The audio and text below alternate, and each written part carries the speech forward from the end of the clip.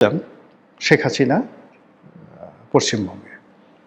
It does not mean যে শেখ হাসিনা একেবারে fly করে দিল্লির পরিবর্তে পশ্চিমবঙ্গতে এসে বসবাস করেছেন, তা নয়। এই যে শুভেন্দু যে পশ্চিমবঙ্গের মুখ্যমন্ত্রী হলো, এখন আওয়ামী লীগের যারা লোকজন রয়েছেন তাদের ভিসা আছে না আছে ডাজ নট ম্যাটার, বুক ফুলিয়ে তারা এখন পশ্চিমবঙ্গে ঘুরে বেড়াবে, বিভিন্ন রাষ্ট্রীয় অনুষ্ঠানে যাবে। ওই যে গাজীপুরের মেয়র জাহাঙ্গীর, সে তো বিরাট একটা ফুলের চূড়া নিয়ে শুভেন্দুর সঙ্গে দেখা করে আসলো এবং সেই ছবি আবার সে ফেসবুকে দিল।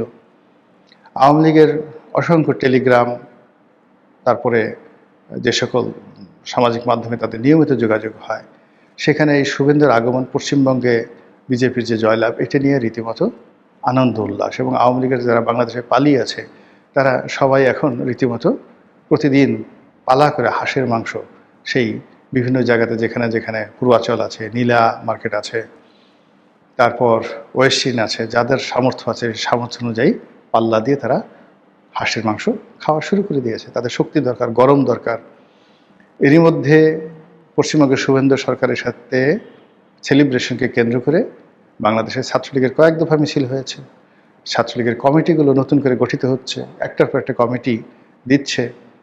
তো এই প্রেক্ষিতে এই যে কর্নেল ওলি যে কথাগুলো বললেন যে শেখ হাসিনার পরামর্শে ভারত ইঞ্জিনিয়ারিং করে শুভেন্দুকে সেখানে বসিয়েছে, এবং সেটা যদি সত্যি হয় তাহলে শুভেন্দু বসে থাকবে না, শেখ হাসিনাও বসে থাকবে না, আর সরকার যারা আছেন তারা নিঃসন্দেহে নাকে তেল দিয়ে ঘুমাবে না।